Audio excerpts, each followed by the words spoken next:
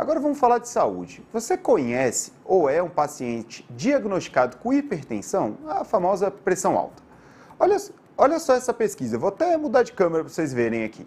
Um estudo feito por pesquisadores da Universidade de Oxford, no Reino Unido, apontou que milhares de pessoas podem sofrer com a hipertensão sem nem mesmo saber, e até mesmo fazendo alguns exames regulares.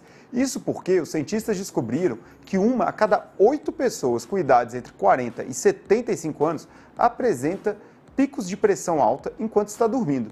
E como a maioria dos exames de aferição de pressão arterial é feita durante o dia, a condição acaba passando despercebida pelos médicos. Claro que a gente não ia jogar essa bomba aqui para vocês sem conversar com um especialista. Hoje recebemos o Bruno Rebelo, que é cardiologista. Bem-vindo, Bruno. Bem-vindo, muito obrigado pela oportunidade. Boa tarde. Bacana, Bruno. Para começar, eu já quero pedir uma explicação para você sobre o que é hipertensão, quais são os efeitos práticos que ela causa na saúde. Então, Prisco, existe um valor normal de pressão arterial, como a pressão de um motor, de um sistema hidráulico, e é fisiológica para o nosso corpo. A gente conhece, então, a pressão de 120/80, falando o número certinho, né? E a gente corta ali os zeros, ou corta o último número, 12/8. Essa é uma pressão que gera um bom desempenho do coração e dos órgãos. Se a gente tem uma pressão muito elevada, isso pode prejudicar os órgãos e sistemas. Os mais prejudicados são o coração e o cérebro, com o infarto e o derrame. Bacana, Bruno. E a hipertensão é mais comum em pessoas de que idade? Quais são as formas que a gente pode para diagnosticar a hipertensão? Então, a hipertensão arterial, normalmente, ela vai se desenvolvendo ao longo da vida. Existem mecanismos de regulação nos vasos sanguíneos que permitem, então, que a pressão fique ao entorno de 12/8. Ao longo do tempo, a gente vai perdendo, por uma série de condições genéticas, o próprio envelhecimento vascular vai fazendo com que a gente perca, então,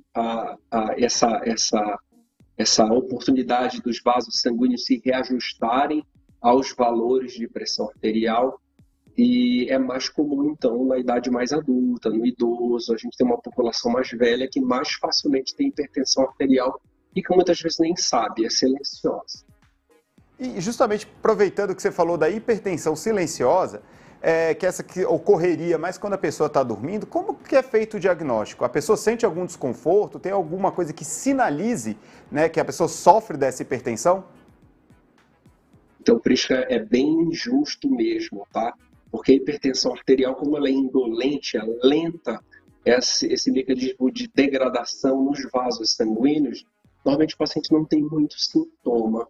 Eventualmente, a gente tem aqueles pacientes que vêm no consultório, se queixam de mal-estar, dor de cabeça, lentificação do pensamento, palpitação, cansaço, tosse, uma série de sintomas que são inespecíficos, mas que na oportunidade fazem com que a pessoa flagre ali, meça a pressão arterial e já começa a vir em valores acima dos valores considerados normais, tá? Esses estudos médicos mostrando a elevação da pressão arterial de noite precisa ser bem compreendido pelas pessoas, porque a primeira alteração que normalmente a gente percebe é a ausência do descenso noturno. Então, a gente deveria chegar em casa, dormir, e o sistema parasimpático, que é um sistema da calmaria, tranquilidade, faz com que a pressão despenque, fique normal, ela baixe. A primeira alteração que a gente tem, então, no período noturno, é a ausência dessa queda. A gente chama de ausência de descenso noturno da pressão arterial, então, hipertensão noturna. E ao longo do tempo, vai deflagrando, então, pressão alta durante a noite e durante o dia. Bacana. Doutor, e para a gente finalizar, amanhã é o Dia Mundial do Coração. Eu vou te perguntar quais são os check-ups interessantes para os pacientes, né, os nossos telespectadores realizarem, e também, doutor, qual pode ser a prevenção? Como que a gente se previne de ter hipertensão? Pois é, a gente tem mecanismos em relação à pressão arterial que são bem conhecidos, tá? Então, a genética, tem a genética positiva, a gente não tem muito o que fazer. A gente tem que tratar para que a gente não deflagre aqueles genes causadores de hipertensão arterial. Como que a gente faz isso aí? Boa alimentação, atividade física regular, um sono, evitar esses mecanismos de estresse, enfim, são hábitos comumente conhecidos pela população. Eu costumo dizer que o mais difícil é emplacar isso na nossa jornada diária. Então me lembra a primeira pergunta que tu fez, só para eu complementar a linha de raciocínio. Lembra agora, doutor, quais são os check-ups que a gente pode fazer? Quando a gente chega no médico e fala, quero fazer um check-up, o que eu vou fazer? Boa, porque é muito boa a tua pergunta, porque a gente vai se explicando, né? Vai conversando com os pacientes. A medicina ainda não está por compreender, esses pacientes são assintomáticos. A gente normalmente vai em cima das doenças, mas é importante que a gente vá com exames complementares descobrindo aquelas alterações que estão insensíveis.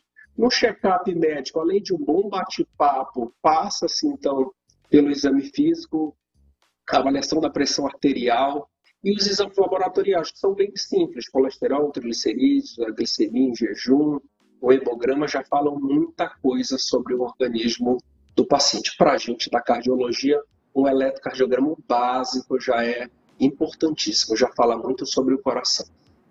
Bacana, doutor. Muito obrigado pela sua participação. Esse foi o doutor Bruno Rebelo, que é cardiologista. E, pessoal, pelo amor de Deus, vai fazer exame. Se você tiver com qualquer sintoma, procure um médico. Um grande abraço.